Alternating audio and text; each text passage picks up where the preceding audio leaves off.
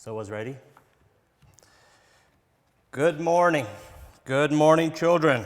Good morning to the church. This building is completely empty again, almost completely empty. There's just a few people in here. You know, that feels so different when you stand up here and you're talking to an empty, almost empty building. But you know what? We're still lucky that we can do this. We are still so lucky that we can do this. If we couldn't do this at all now, then what would happen then? Then we wouldn't be able to listen to any messages. So today, I want to talk a little bit about Daniel and the lion. So I'm going to start. Maybe you want to all grab your Bibles, because I'm not a very good reader, and then maybe you guys can listen, and you guys can follow along, and then you guys can understand better. So go grab your Bibles and go to Daniel 6. We're going to start off with on verse 10, verse 10. We're going to start there. So I just want to kind of give a little bit of a thing here about Daniel. So Daniel, he was a person that he wanted to obey God, and he wanted to pray. And the things that he was doing, the people did not like that. So let's start reading here in verse 10. Now when Daniel knew that the writing was signed, and went home and into his upper room with his windows open toward Jerusalem, he kneeled down on his knees 3 times that day and prayed and gave thanks before his God, as it was custom since early days. So to me it sounds like that this is something that it was custom, like they were doing this already from a long time ago already, from his early days. So he knew that he was doing the right thing. But then, verse 11, then these men assembled and found Daniel praying and making supplications before his God. See that? So now they were gathering. So now they might have even probably just kind of spied on him or whatever, and they knew anyways that he was praying to God. And they went before the king and spoke concerning the king's decree. Have you not signed a decree that every man who petitions any god or man within 30 days, except you, O king, shall be cast into the den of lions? Can you imagine how Daniel must have felt? You know, that he probably didn't know here yet, or maybe he did. I should have maybe looked it up a little bit farther ahead already. Maybe he did know already that they were going to cast him into the den of lions. But if you just think about it a little bit, even for the people around there, when they would have noticed, you know, that now Daniel's going to have to go, they're going to have to throw him into this den of lions. How big is a lion? Do you think a lion could eat you, could hurt you? I looked it up a little bit. An average lion is about 450 to 500 pounds. How fast do you think that lion could destroy you? How fast do you think that lion could eat you? And this is where they're going to throw Daniel into? Just think about it a little bit. We don't even have any lions around here. So we don't even know how big a lion is. There's a picture that I seen too, how a lion opened up his mouth so big. It looked so huge. It looked like that he could probably just grab my head just like that. That's how big it is. His mouth is. So verse 13. So they answered and said before the king that Daniel, who is one of the captives for Judea, does not show due regards for you, O king, or for the decree that you have signed, but make his petition 3 times a day. See, he was still, here we can see that he was still praying 3 times a day. and he was not, pretty much what they're saying is they were not obeying. He was not obeying them. Okay, verse 14. And the king, when he heard these words, was greatly disappointed with himself, and set his heart on Daniel and delivered him. And he labored till the going down of the sun and delivered him. See, here you can even tell that even the king, he has a hard time wanting to do this. But because that he signed it, because that he had it all made ready, that's just how it was, and he has to do that now because he didn't want to break the rules. So he had to just do what he had signed, right? And he wanted to wait till the sun until the sun went down. And why would that be? Maybe he thought, maybe if it would be dark, maybe they wouldn't do anything to Daniel. The lions would leave him alone. But we don't know exactly what it would be. But if we just think about it, that even the king is trying to hold off. Verse 15. Then those men approached the king and said, or did I not do? Verse 15. Then those men approached the king and said to the king, "Know, O king, that it is the law of the Medes and Persans." I'm not sure exactly who those people are. I can't really pronounce that, but those are two different types of people, or different beliefs, I guess. That 1 degree or statutes was which the king assembled may be changed. But they didn't want to change that. So they wanted to keep going, so Daniel would have to go into the den of lions. So they did not want to make any changes. And I'm assuming here, Daniel probably knew that already. So the king gave the command, and they brought Daniel and cast him into the den of lions. But the king spoke, saying to Daniel, now listen to this very carefully. So this is what the king said to Daniel. Your God, whom you serve continually, he will deliver you. Then a stone was brought and laid on the mouth of the den. So what they mean here, and how I can see that here, a den, it is a deep gully, a deep hole, where the inside of that's where the lions were in. So it was not a fence, it wasn't anything like that. I think at that time, they may have never even knew what a fence was. But it was like a deep gully, and where it says here, where they rolled a stone by the mouth of the den. And to me, I think it's like a little walkway in there. So they put a stone in front of it so nobody could get out of it. So there's no way that Daniel would be able to get out of that. So he would be eaten by the lions, according to these people. So there would be nothing left of him. So they wanted to destroy him just so that he would not pray to his God.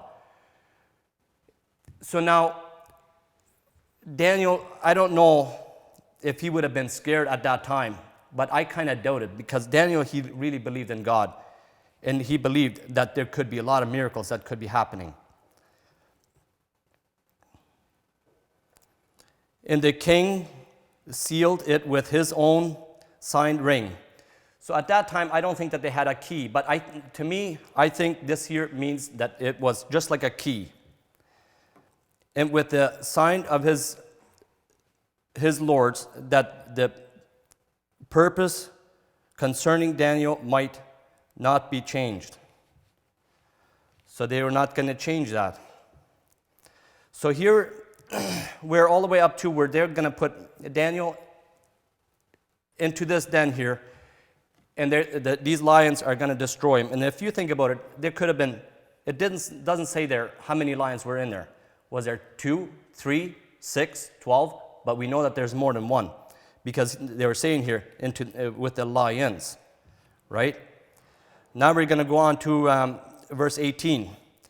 Now that the king went to his place and spent the night fasting, and no musicians were brought before him. Also, his sleep went from him. So just think about it.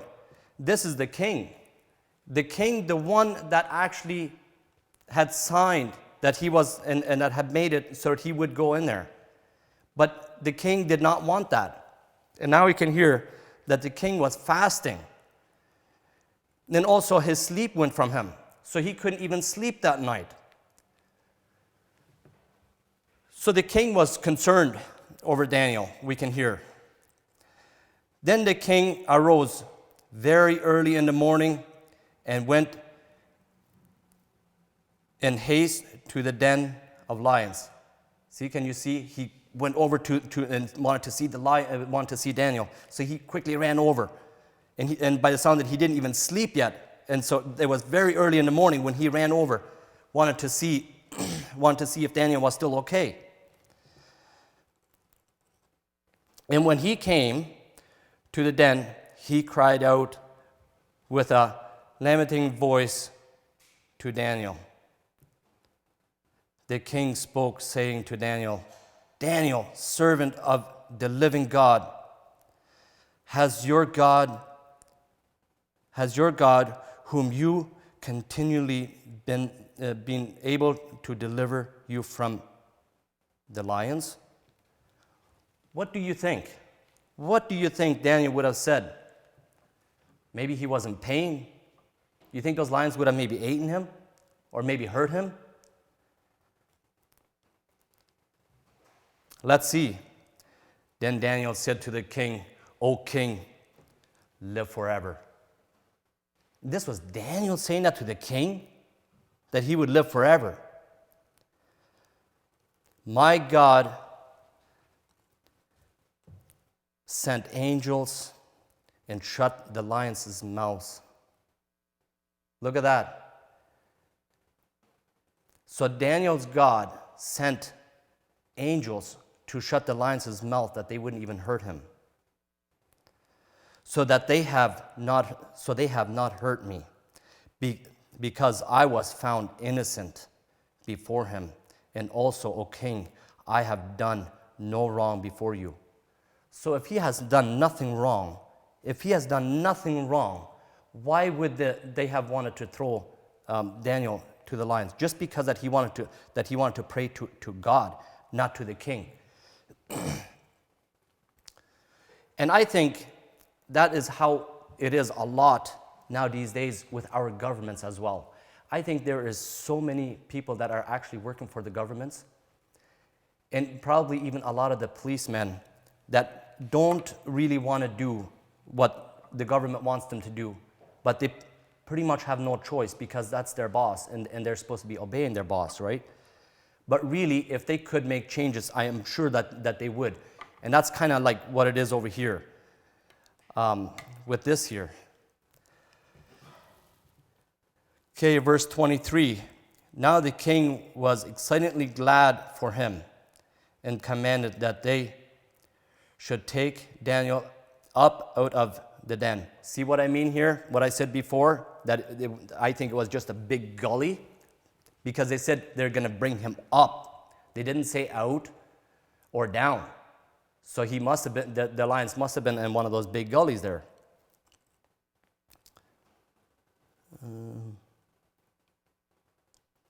So Daniel was taken up out of the den, and no injuries whatever was found on him, because he delivered in his God. Now I'm not sure what that word is. Oh yeah, believed in his God, sorry. Yeah, my mind just kind of went blank here a little bit, and that's where I was actually going to stop. And so here we can see that Daniel, he did believe. He really did believe in God. And if he would have not believed in God, I am almost sure that those lions, they would have destroyed Daniel. They would have looked Daniel as, we would have looked at a steak on a barbecue. And I think those lions would have destroyed him, that there would have been nothing of Daniel. So I think it is very, very important that we do believe in God and that we believe that God can do miracles and that God can change us. So if there's somebody that wants to do something bad to us, I believe that we need to let God do all the work. Trust in God that God will do the work. And to me, it looks like here that Daniel, he did it willingly. And I think he did it willingly because that he believed in God. So I'm going to stop right here for that part. But there's something else that I just kind of want to share with you a little bit that I have learned lately.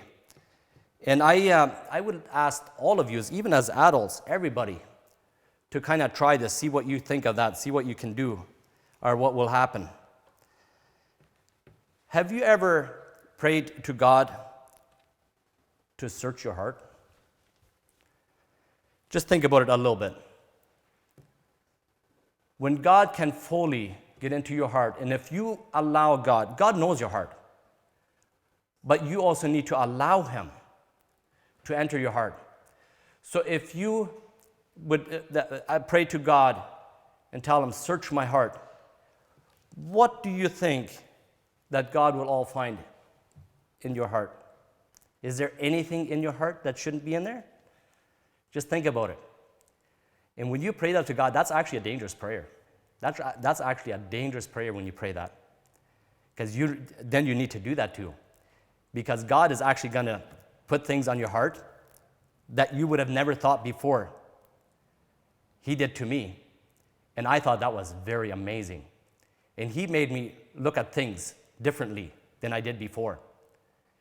And then when you do something bad, or when you have bad thoughts, guess what? It's like, I just prayed this morning, or I just prayed an hour ago. God, search my heart. It is good to do, but it is dangerous. But then right after that, God, know my heart.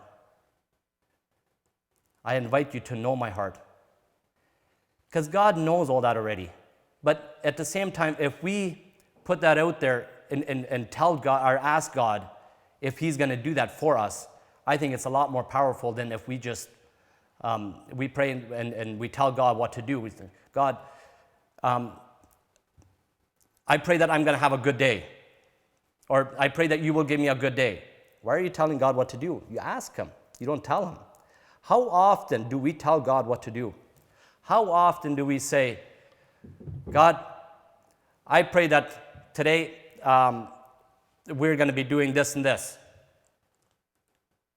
Why are you telling Him? Why are you not asking? I think it's important that we ask God, not tell Him. So that's as far as what I got here today. So thank you for listening. Oh, there's one more thing yet that I actually want to tell you guys. I've been wanting to do this already a while ago. Dan Blatz asked me quite a while ago already to teach Sunday school here. I still don't know why, which is okay, but God knows. I am actually a very poor reader, and you guys have noticed that already. And last time, when I was over here when we had the children's lesson, any of you noticed a mistake that I made? I can almost guarantee you all of you are looking at me right now and you're like, mm-hmm. But you know what? I don't want to make that same mistake. But just because that I made that mistake, that doesn't mean that I'm not going to be standing back up here again. I would be a fool if I did that. But I just want to tell you, it's only been like 2.5 years ago since I started to learn how to read. You know what? even though if it kind of sounds a little bit rough sometimes, and there's certain words that I don't say right, I'm still willing to be up here anyways and teach wherever I can do whatever I can do best. So God bless you all. Stay safe.